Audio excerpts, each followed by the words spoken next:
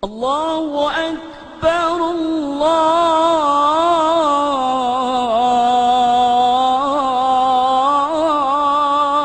أكبر. والله يريد أن يتوب عليكم ويريد الذين يتبعون الشهوات أن تميلوا ميلا عظيما. يريد الله أن يخفف عنكم وخلق الإنسان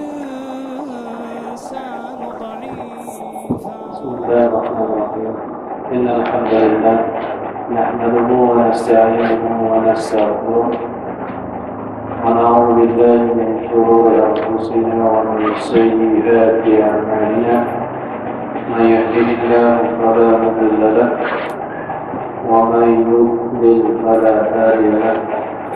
أشهد أن لا إله إلا الله وحده لا شريك له وأشهد أن محمدا عبده ورسوله. أما بعد فإن أصدق الحديث كتاب الله وخير الهدي محمد صلى الله عليه وسلم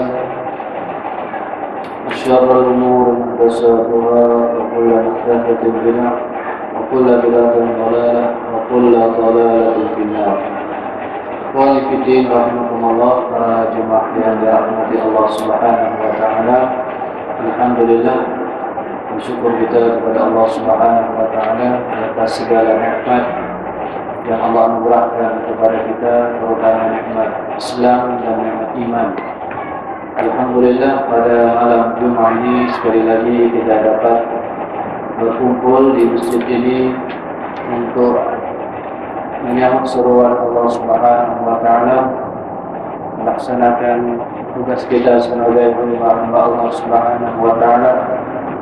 Dan alhamdulillah kita telah selesai mengerjakan salat maghrib berjemaah, dan seperti biasa antara kita menunggu waktu isya, ada eloknya kita mempelajari tentang Allah dan juga qala Rasul, tentang ayat-ayat Allah Subhanahu wa taala dan juga hadis-hadis Nabi sallallahu alaihi wasallam. Mudah-mudahan kita senantiasa diberikan taufik dan petunjuk oleh Allah Subhanahu wa taala.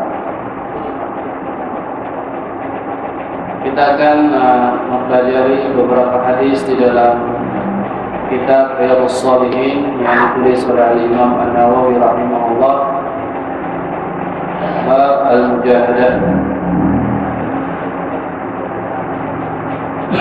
Hadis yang seterusnya di dalam bab ini yaitu bab al-mujahadah. Al-mujahadah maknanya ialah al-ijtihad, al-jihad, yakni bersungguh-sungguh di dalam mentaati Allah Subhanahu wa taala. Dan di dalam bab ini hadis seterusnya, an Abi Hurairah radhiyallahu anhu qala Rasulullah sallallahu alaihi wasallam, al-mu'minu al-qawiyyu khairun wa habbu ila Allah min al-mu'min al-dha'if wa fi kullin khair. Ihris ala ma yanfa'uk wasta'in billah wa la ta'jiz. Wa in asabaka syai'un fala taqul law anni fa'altu kana kadza wa kadza, law anni fa'altu kana kadza wa kadza, walakin qul qaddarallahu wa ma syaa fa'al, fa inna law taqtahu 'amal asy-syaitan. Rawahu Muslim. Hadis ini menyatakan kepada kita daripada Abu Hurairah radhiyallahu anhu, dia berkata Rasulullah sallallahu alaihi wasallam pernah bersabda, al-mu'minul qawi khairun wa habbu ila Allah minal mu'minid dha'if. Orang mukmin yang kuat lebih baik dan lebih disukai oleh Allah daripada orang mukmin yang lemah. Maksud orang mukmin yang kuat, maksud kuat di sini ialah pada agamanya,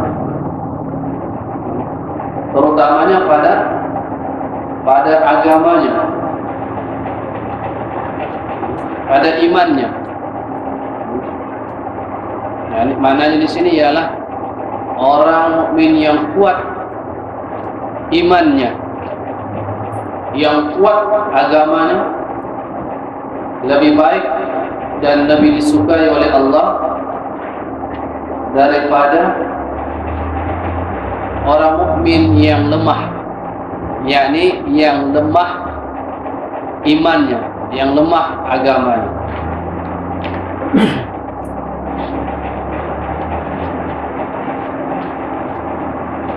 Wa fi kullin khair, dan pada semua, yakni orang beriman itu secara keseluruhannya adalah baik. Hatta orang mukmin yang lemah pun lebih baik daripada orang yang tidak beriman. Nah, itu paling kurang. Apalagi orang mukmin yang lebih kuat imannya, lebih kuat ketaatannya kepada Allah, maka itu lebih baik dan lebih disukai oleh Allah Subhanahu wa taala. Dalam hadis ini kita dapat mengetahui tentang orang-orang yang beriman ini, mereka ini tidak sama kedudukan mereka. Walaupun semua orang mukmin itu beriman kepada Allah, beriman kepada para rasul, kitab-kitab, malaikat-malaikatnya, hari kiamat, qada dan qadarnya, tetapi di antara mereka ada tingkatan ataupun perbezaan. Di dalam hadis ini di sana ada orang mukmin yang kuat imannya dan ada orang mukmin yang lemah imannya. Maka sudah tentulah yang Allah lebih sukai dan ia adalah yang lebih baik adalah orang yang kuat imannya di sisi Allah Subhanahu wa taala.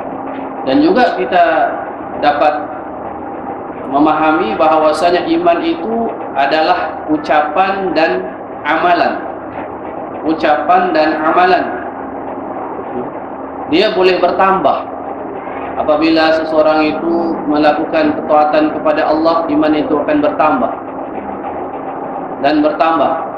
Dan ia juga boleh berkurang apabila seseorang itu melakukan maksiat, maka iman itu berkurang dan berkurang.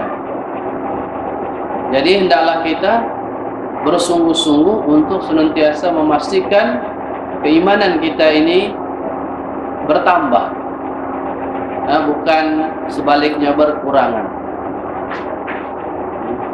Maka kita sebagai seorang muslim perlu kita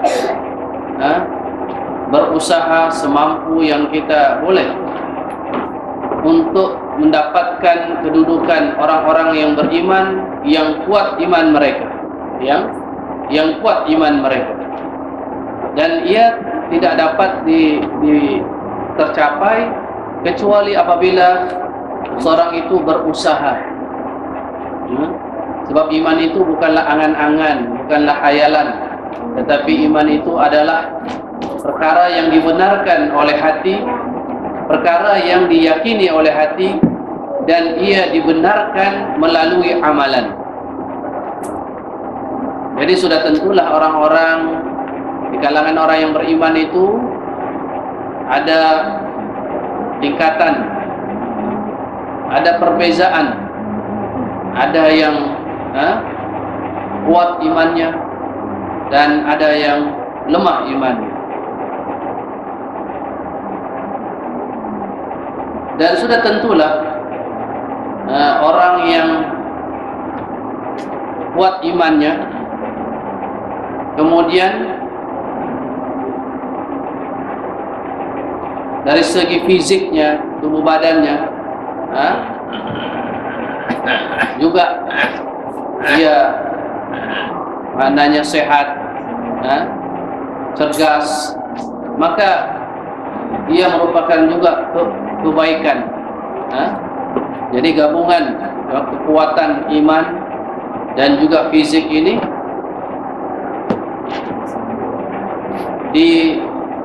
perlu diperolehi ataupun diusahakan. Tetapi yang asasnya ialah keimanan yang kuat. Itulah makanya kemuliaan seseorang itu diukur bukan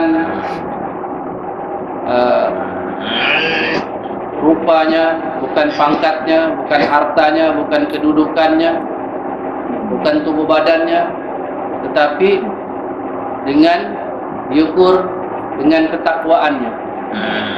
Inna akramakum indallahi atqakum. Sesungguhnya manusia yang paling mulia di sisi Allah adalah orang yang paling bertakwa kepada Allah, orang yang paling takut kepada Allah Subhanahu wa taala. Maknanya imannya adalah iman yang lebih yang kuat.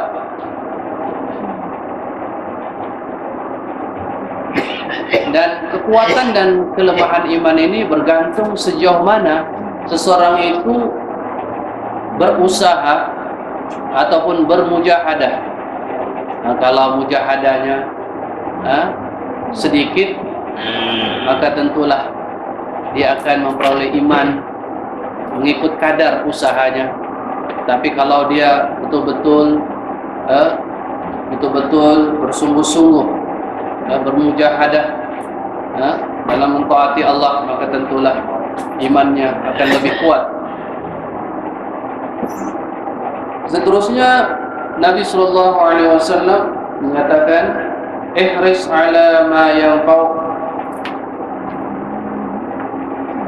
Bersungguh-sungguhlah dalam perkara-perkara yang dapat memberi manfaat kepadamu, yang dapat memberikan kebaikan kepadamu. Jadi kita dituntut untuk bersungguh-sungguh untuk mendapatkan perkara yang dapat memberi manfaat. Sudah tentulah khususnya perkara-perkara yang berhubung dengan iman, dan juga termasuk perkara-perkara duniawi yang diperlukan untuk meneruskan hidup seseorang itu. Maka juga ia perlu diusahakan dengan cara bersungguh-sungguh. Wasta'in billah, dan mintalah pertolongan kepada Allah. Jadi dalam kita mencari apa yang kita inginkan, berusaha, bekerja, melakukan sesuatu perkara, maka janganlah kita lupa untuk memohon pertolongan kepada Allah agar Allah memberi kemudahan, agar Allah memberkati usaha kita itu ataupun pekerjaan kita itu. Ramai orang yang dia bekerja, yang dia berusaha, tetapi dia tidak memohon pertolongan kepada Allah. Maka ini adalah suatu kesalahan yang nyata, yang mana kita dalam apapun keadaan kita mesti memohon kembali, berserah, memohon pertolongan, perlindungan kepada Allah Subhanahu wa taala. Wala ta'jiz, dan janganlah engkau merasa lemah, putus asa, lemah semangat ataupun malas, ataupun menunda-nunda kerja ataupun sesuatu perkara yang kau lakukan itu. Wala ta'jaz, janganlah engkau merasa lemah ataupun apalagi putus asa di dalam suatu perkara ataupun dalam melakukan pekerjaan. Jadi kalau kita lihat seorang muslim itu sebenarnya dia adalah proaktif, maknanya dia adalah orang yang aktif. Maknanya dia tidak membuang waktu, dia tidak menyia-nyiakan masanya. Apapun kesempatan, peluang, maka dia pergunakan sebaik mungkin. Samping itu, dia memohon pertolongan kepada Allah Subhanahu wa ta'ala. Wa in asabaka syai'un fala taqul law anni fa'altu kana kadza wa kadza. Dan sekiranya sesuatu menimpamu,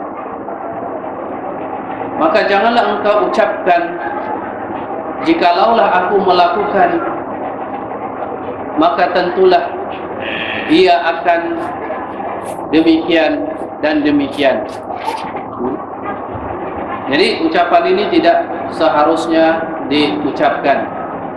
Misalnya ada orang mengatakan apabila dia tidak berjaya, dia sudah melakukan sesuatu, kemudian apa yang dia tidak inginkan, yang dia inginkan itu tidak tercapai, ataupun dia ditimpa sesuatu yang dia tidak inginkan, yang dia benci, yang dia tidak sukai, lalu dia pun mengucapkan, yang menyatakan, kalaulah aku begini, maka tidak akan jadi begini. Kalaulah aku melakukannya, maka tidaklah akan. Kalaulah aku melakukannya, maka tentulah perkara ini akan berlaku, dan seumpamanya. Jadi ucapan-ucapan ini tidak sepatutnya diucapkan. Walakin qul, akan tetapi ucapkanlah, qadarallahu wa ma syaa fa'al. Tetapi ucapkanlah, Allah telah mentakdirkan, dan apa-apa yang dia kehendaki dia lakukan. Dia telah lakukan, Allah telah melakukan dengan kehendak Allah Subhanahu wa ta'ala. Karena apabila seseorang itu berusaha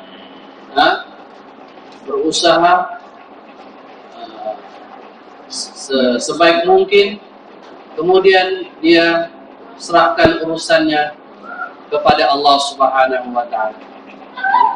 Apabila apa yang dia rancang itu dia dapat, maka dia bersyukur kepada Allah, dan apabila sebaliknya dia bersabar dan dia tidak perlu mengucapkan ucapan yang seperti yang seumpama itu. Sekiranya aku tadi melakukan perkara ini, maka sudah tentulah perkara ini terjadi, dan seumpamanya. Janganlah mengucapkan perkataan-perkataan yang seperti itu, tetapi ucapkanlah qadarallahu wa ma syaa fa'al. Allah telah mentakdirkan, sama ada yang kita suka ataupun tidak, maka kita redha, kita pasrah kepada Allah, kita serahkan kepada Allah Subhanahu wa ta'ala. Karena fa inna law taftahu amal syaitan, karena ucapan law, jika aku begini tidak akan begini, jika aku tidak begini maka benda ini tidak akan begini. Ini ucapan perkataan law ini akan membuka amalan syaitan. Karena dia akan melemahkan manusia itu. Dia akan memberi kelemahan, keputusasaan kepada manusia dengan ucapan-ucapan yang seperti itu.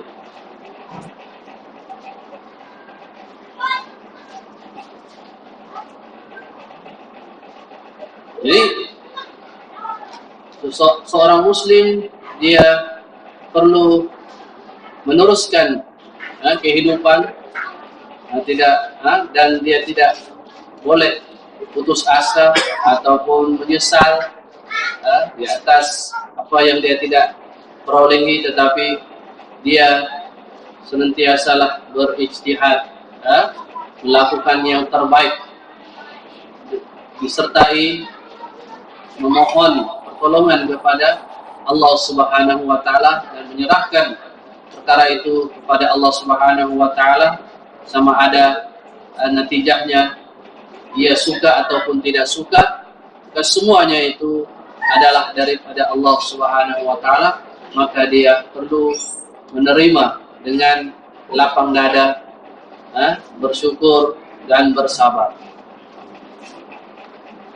Seterusnya hadis berikutnya di dalam bab ini, anhu yani an Abi Hurairah radhiyallahu anhu anna Rasulullah sallallahu alaihi wasallam qala hujibatin naru bisyahawat wa hujibatil jannatu bil makarih, muttafaqun alaih. Wa fi riwayatin li Muslim qad badal hujibat wa huwa bima'na ay bainahu wa bainaha hadal hijab fa idza fa'alahu dakhalaha. Daripada Abu Hurairah radhiyallahu anhu bahwasanya Rasulullah sallallahu alaihi wasallam pernah bersabda, hujibatin naru bisyahawat, neraka itu dihijab, ada penghalangnya, yaitu dengan syahwat, yakni hendak-hendak hawa nafsu,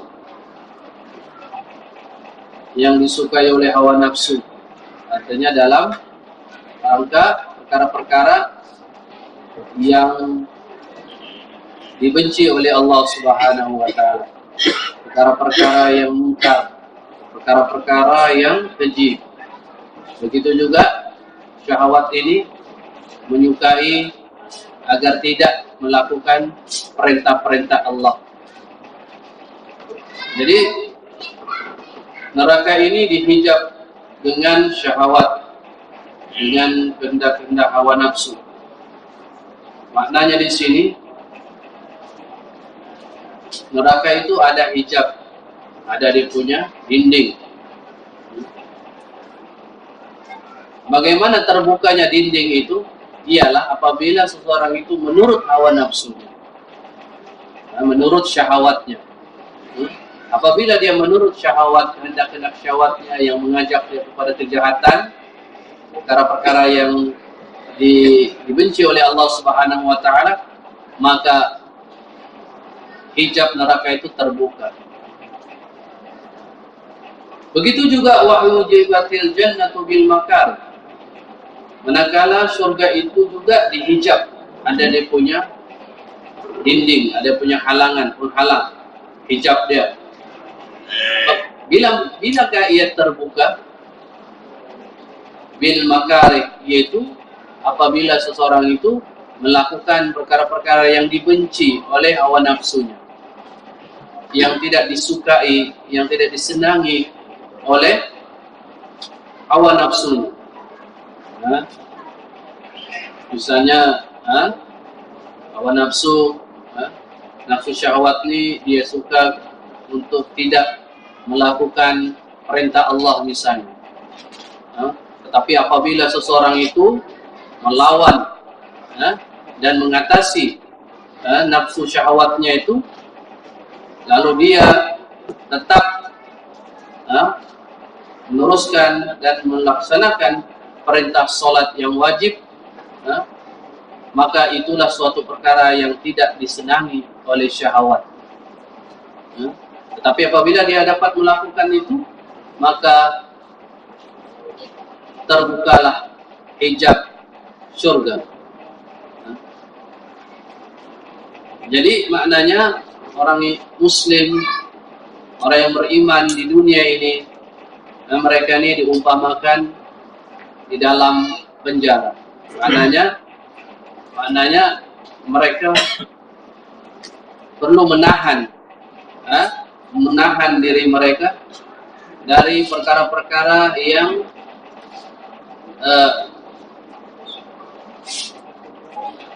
dari perkara-perkara yang menurut hawa nafsu, ataupun mereka hendaklah menahan diri mereka dari menurut hawa nafsu mereka yang mengajak untuk melakukan kejahatan dan perkara-perkara yang dilarang oleh Allah Subhanahu wa taala.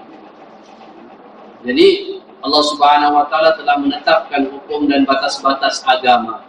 Maka tidak boleh dilanggar ataupun melampaui batas-batas agama ini. Dan inilah sesuatu yang dibenci, tidak disukai oleh hawa nafsu.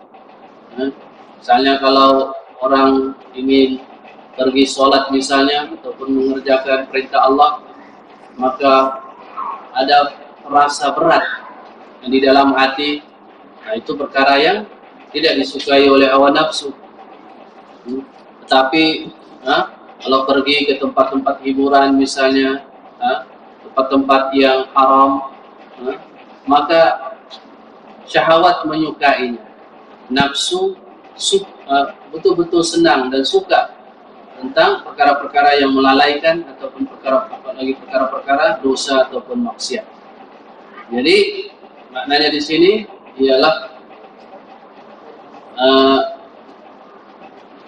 seseorang itu perlu bermujahadah. Maknanya melakukan perkara-perkara yang tidak disenangi oleh hawa nafsunya. Dinyatakan di sini di antara contoh dalam surah Al-Baqarah, misalnya dalam babul jihad. Kita tahu bahwa jihad merupakan perkara yang sangat besar ganjarannya di sisi Allah, tetapi memerlukan kekuatan, kekuatan dan semangat yang tinggi. Di dalam surah Al-Baqarah ayat 216, kutiba alaikumul qitalu wa huwa kurhul lakum wa asa an takrahu syai'an wa huwa khairul lakum wa asa an tuhibbu syai'an wa huwa syarrul lakum wallahu ya'lamu antum la ta'lamun. Ini dalam babul jihad. Telah difardukan ke atas kamu peperangan, sedangkan ia adalah perkara yang kamu tidak sukai. Siapa mau mati? Kan maknanya nafsu, syahwat tidak menginginkan qital ataupun berperang fi sabilillah. Telah dipadukan ke atas kamu peperangan, wa huwa kurhul lakum, sedangkan perkara itu perkara yang dibenci, kamu benci, hati kamu, nafsu kamu tidak menyukainya. Mudah-mudahan apa yang kamu benci akan sesuatu itu sebenarnya lebih baik bagi kamu, dan kemungkinan dan barangkali apa yang kamu suka akan sesuatu namun ia adalah lebih buruk bagi kamu, buat kamu. Sesungguhnya Allah mengetahui dan kamu tidak mengetahui. Jadi ini diantara contoh di dalam jihad fisabilillah adalah sesuatu yang tidak disenangi oleh hawa nafsu, tetapi sebenarnya ia merupakan suatu kemuliaan dan mendapat ganjaran yang sangat besar di sisi Allah Subhanahu wa taala. Wala taqulu liman yuqtalu fi sabilillahi amwat bal ahya'u walakin la tash'urun. Ini di antara fadilat orang-orang yang berjihad fi sabilillah. Cuma berjihad fi sabilillah hendaklah mengikut hukum-hukum Allah yang telah ditetapkan. Karena banyak orang yang berjihad tetapi dia tidak menepati hukum yang ditetapkan oleh Allah Subhanahu wa taala, bahkan dia banyak melanggar hukum-hukum jihad itu sendiri. Ganjarannya sangat besar di sisi Allah Subhanahu wa taala, namun terlebih dahulu seseorang itu perlu mempelajari dan mengetahui dengan betul tentang hukum-hukum jihad fisabilillah. Karena kita lihat pada hari ini ramai di kalangan mereka yang berjuang dan membawa jihad, nama jihad di dalam perjuangan mereka, tetapi banyak yang menyimpang daripada hukum-hukum jihad itu sendiri.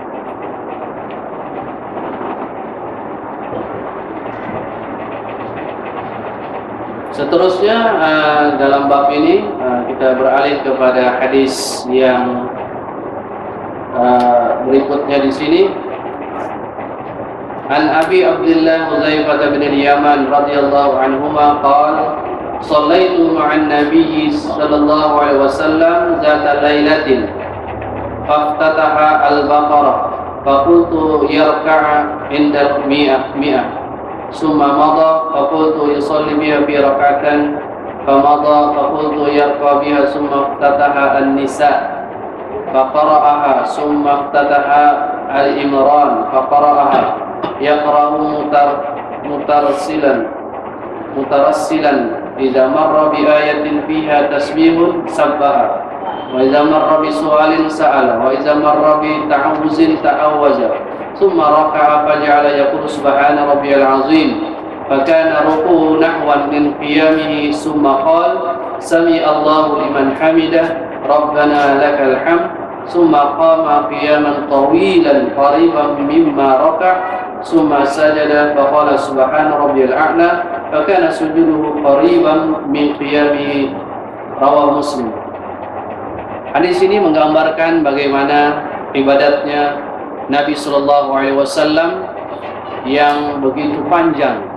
Ini menunjukkan bahawa Nabi Sallallahu Alaihi Wasallam telah melakukan mujahadah, kesungguhan yang sangat tinggi. Di dalam hadis ini menggambarkan kepada kita bagaimana ibadat Nabi Sallallahu Alaihi Wasallam. Namun kita tahu bahawasanya ibadat itu ada ketetapannya,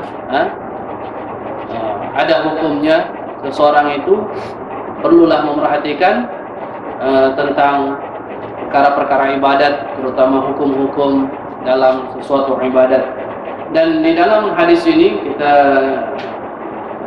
nyatakan di sini daripada Abi Abdullah Hudzaifah bin Yaman radhiyallahu anhuma qala shallaitu ma'an nabi sallallahu alaihi wasallam zata lailatin. Kata Hudzaifah bin Yaman radhiyallahu anhuma, dia berkata, aku telah pernah solat bersama Nabi sallallahu alaihi wasallam pada suatu malam di solat qiyamul lail,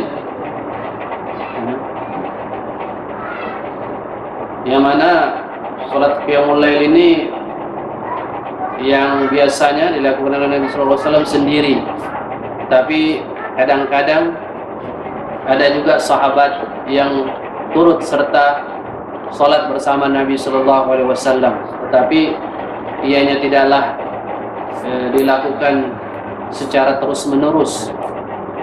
Namun kalau qiyamul lail maknanya misalnya pada bulan Ramadan, maka memanglah afdal dilakukan berjemaah. Ini di luar Ramadan.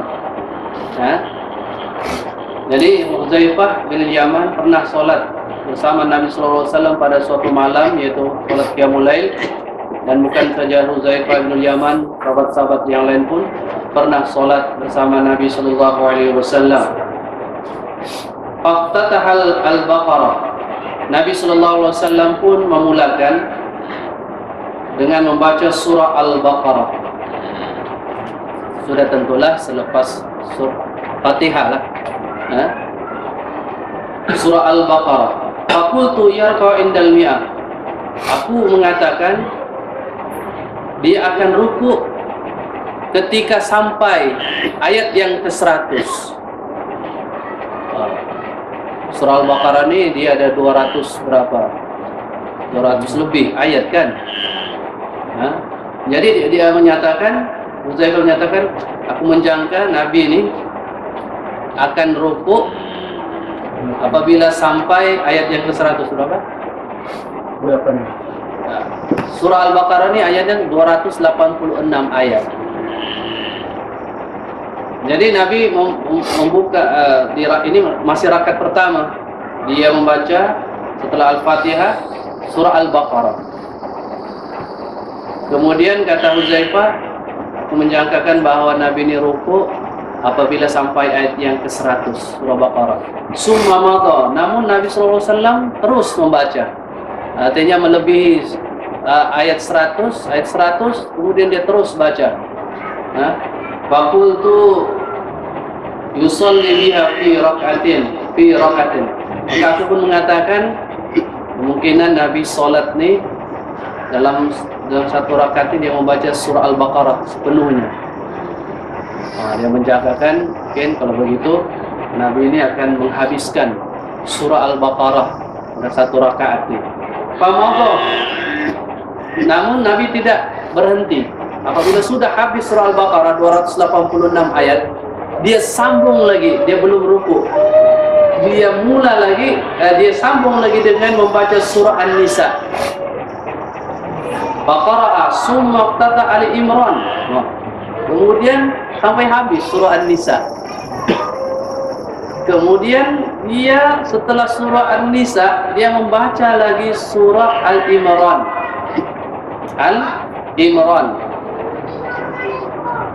Membaca dia secara tertil, sederhana, tertil. Itu tentulah dengan menjaga huruf dia, makhraj dia, tertil. Apabila dia menemui ayat, berjumpa dengan ayat tentang tasbih, ayat yang mensucikan Allah, dia pun bertasbih. Misalnya subhanallah, dia mengatakan subhanallah. Wa idza marra bisu'al, apabila dia berjumpa dengan ayat permohonan, maka dia memohon kepada Allah. Wa idza marra bi ta'awuz, apabila dia berjumpa dengan ayat perlindungan kepada Allah, maka dia memohon perlindungan kepada Allah. Kemudian dia rukuk. Lalu dia membaca subhana rabbiyal azim. Adalah rukuknya seperti berdirinya, lebih kurang lamanya begitu. Bayangkan, kita kalau rukuk pun sudah terasa kan.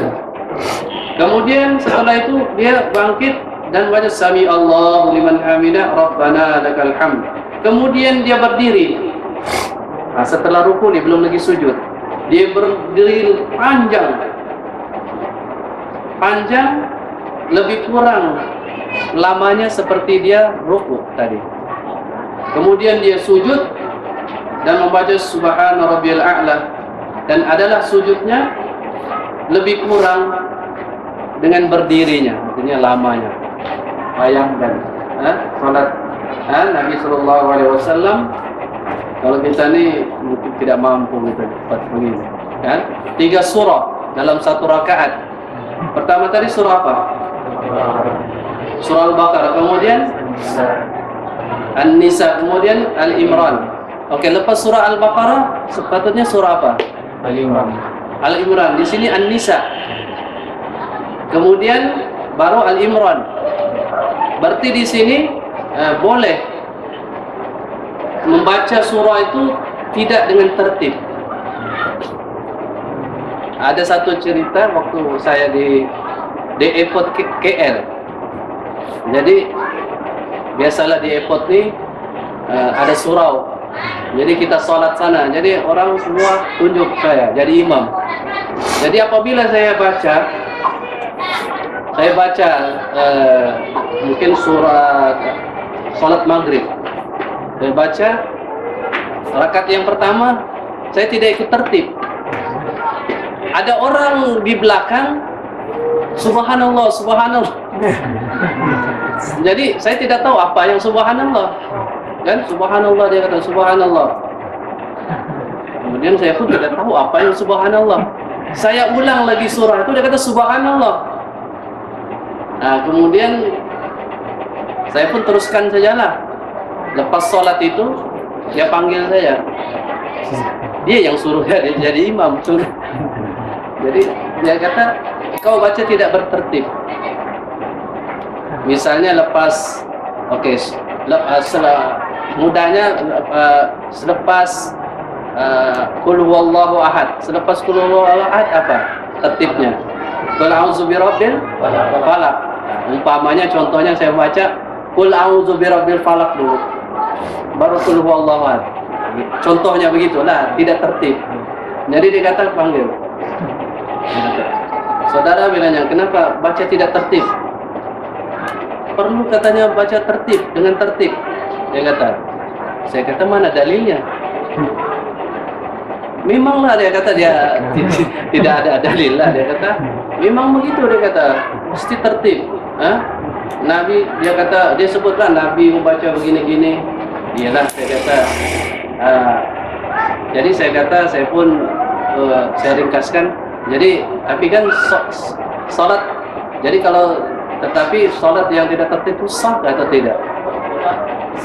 Dia mengaku juga sah, tapi katanya anta tidak ikut tertib. Tapi saya kata mana dalilnya? Di situ dia tidak dapat jawab. Jadi saya pun baru berpikir, saya pun perlu cari dalil nih. Apa dalil? Jadi inilah di antara dalilnya. Inilah di antara dalilnya. Jadi maknanya memanglah maknanya Nabi sallallahu alaihi wasallam biasanya dia membaca macam surah Al-Baqarah, surah dan seterusnya. Tapi dalam hadis ini dia membaca surah Al-Baqarah, kemudian surah An-Nisa. Kalau ikut tertib Al-Imran dulu, baru An-Nisa kan. Tapi di sini dia membaca surah Al-Baqarah, kemudian surah An-Nisa, kemudian barulah surah Al-Imran. Jadi cuma mungkin kebiasaan tempat kita, kebiasaan orang dia dengan tertib lah. Tetapi adakah dia membatalkan sholat? Dan artinya kalau kita nak menerima pandangan-pandangan itu, tapi alhamdulillah kita telah ada dalil-dalil yang menunjukkan bahawa boleh seseorang itu tidak tertib di dalam bacaan, di dalam bacaan. Jadi maknanya hadis ini dengan jelas menggambarkan betapa ijtihadnya, artinya kesungguhan Nabi sallallahu alaihi wasallam di dalam melakukan ibadat, terutama qiyamul lail. Juga dinyatakan oleh Syekh di sini, Syekh Salim Al-Hilali di sini dia kata, seperti mana yang kita nyatakan tadi, jawazu qiraatil Quran ala ghairi tartib. Saya belum baca nih. Ala ghairi tartibi suwaril mashaf wala karahata fi zalik. Boleh membaca Al-Quran tidak dengan tertib. Artinya bolehlah kita dari belakang ke depan, dalam surah-surah dalam Al-Quran, dan tidak makruh. Dan ia tidaklah makruh. Artinya bolehlah.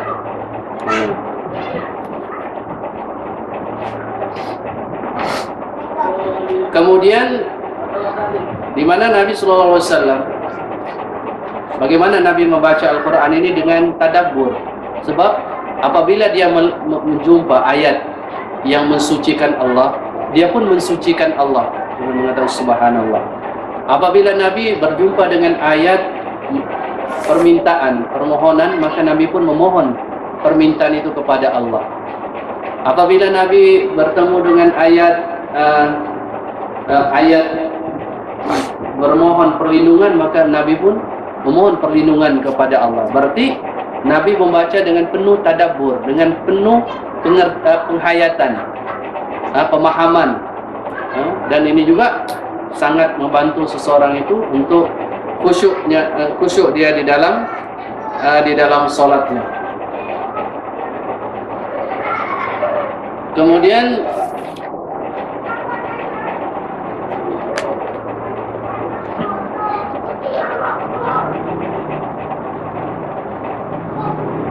bacaan rukuk di sini subhana rabbiyal azim, subhana rabbiyal azim. Dan kemudian dalam sujud subhana rabbiyal a'la, dan ini juga merupakan kebiasaan yang dibaca oleh Nabi sallallahu alaihi wasallam, yaitu dalam rukuk dan sujud. Nabi membaca zikir seperti ini, yaitu Nabi bertasbih, yaitu mensucikan Allah Subhanahu wa taala.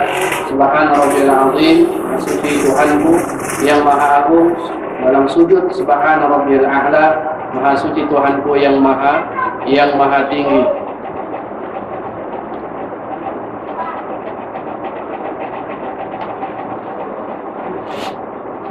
Kemudian kita lihat lagi hadis yang berikutnya, lebih kurang juga maknanya. An Ibnu Mas'ud radhiyallahu anhu qala sallaitu ma'an Nabi sallallahu alaihi wasallam lailatan fa atala al-qiyam hatta hamamtu bi amri su. Qila wa ma hamamta bihi, qala hamamtu an ajlisa wa ada'ahu. Muttafaqun alaih. Seperti mana yang kita nyatakan tadi, selain daripada Huzaifah bin Yaman, juga sahabat yang lain pernah salat malam qiyamul lail bersama Nabi sallallahu alaihi wasallam. Di dalam riwayat ini Ibnu Mas'ud pernah katanya, aku salat bersama Nabi sallallahu alaihi wasallam pada suatu malam, lalu baginda memanjangkan berdiri. Artinya panjang Nabi, lama Nabi berdiri, sehingga aku menginginkan suatu perkara yang tidak baik. Dikatakan, apakah yang engkau ingin lakukan perkara yang tidak begitu baik?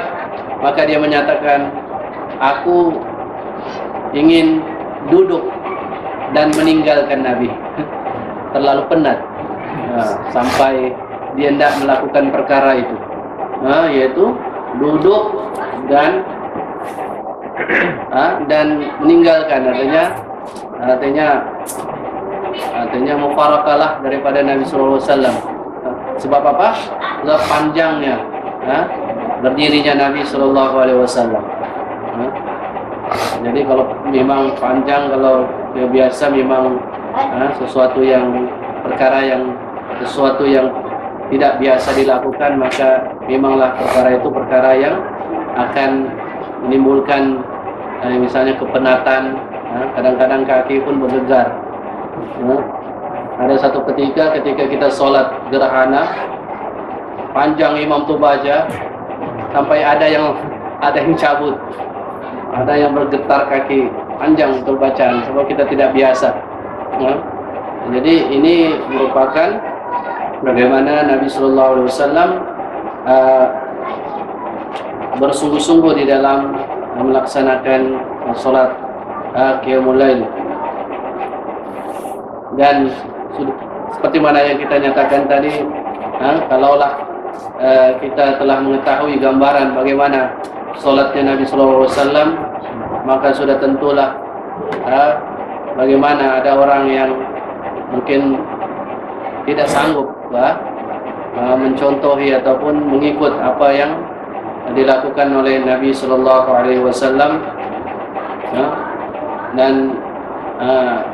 dan juga menunjukkan bagaimana para sahabat ini sangat bersungguh-sungguh untuk mengikuti, mencontohi Nabi Sallallahu Alaihi Wasallam, walaupun kadang-kadang mereka tidak tahan, sudah mau lari sudah, ataupun mau duduk sudah, tapi tetap juga mereka itu bersama menahan bersama Nabi Sallallahu Alaihi Wasallam salat qiyamul lail.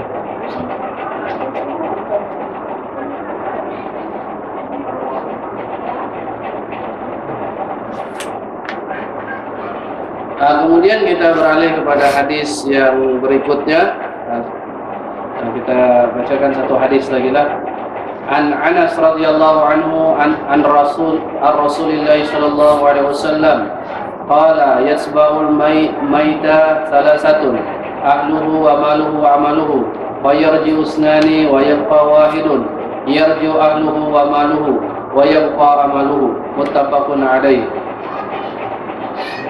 Daripada Anas radhiyallahu anhu, daripada Rasulullah sallallahu alaihi wasallam, dia bersabda, mengikuti mayat orang yang meninggal 3 perkara. Ahli keluarganya, yang kedua hartanya, dan yang ketiga amalannya, yang mengiring jenazah. ahli keluarganya, hartanya, dan amalannya. Fayarji'u usnani wa yabqa wahidun. Lalu kembali dua perkara dan tinggallah tetap dengannya satu perkara. Yarji'u ahluhu wa maluhu. Kembalilah ahli keluarganya dan hartanya. Maknanya tidak mau ikut serta di dalam kubur. Wa yabqa amaluhu, dan tinggallah tetap bersamanya amalannya. Jadi dalam hadis ini menunjukkan bahawa kita perlu bersungguh-sungguh di dalam mempersiapkan bekalan kita sebelum kita meninggal dunia. Hadis yang juga kita nyatakan sebelum ini, ada atau riwayat di mana Nabi SAW bersabda, al-kisu man dana nafsahu wa alima lima ba'dal maut, wal ajiz man ittaba nafsahu wa tamanna 'ala Allahi al-amani. Orang yang bijaksana ialah orang yang dana nafsahu, yang senantiasa periksakan dirinya, artinya muhasabah, senantiasa memperbaiki dirinya, memperelokkan dirinya, dan melakukan amalan-amalan untuk dibawa sesudah kematian. Nah, ini orang yang bijaksana, al-qis. Manakala orang yang lemah ialah orang yang mengikuti nafsunya dan berangan-angan kosong terhadap Allah. Dia ingin syurga, dia ingin bidadari. Bidadari, semua suka bidadari, tapi cuma angan-angan, tidak ada usaha, tidak ada amalan. Ada dinyatakan oleh Nabi SAW dalam sebuah hadis,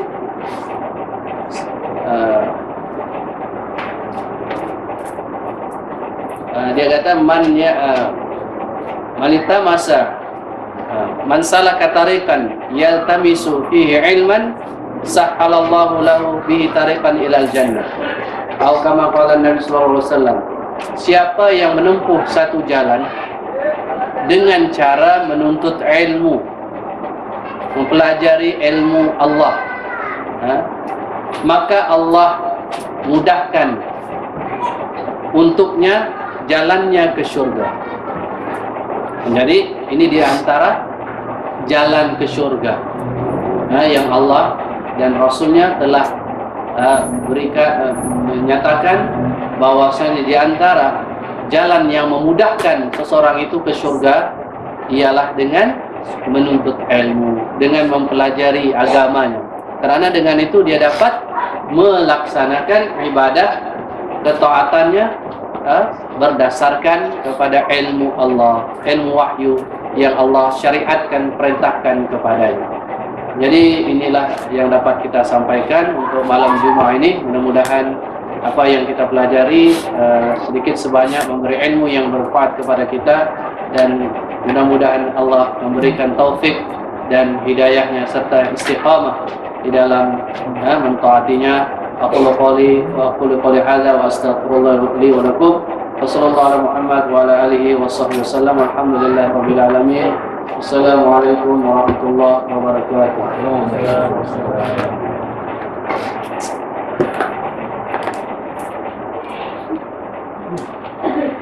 وتوبوا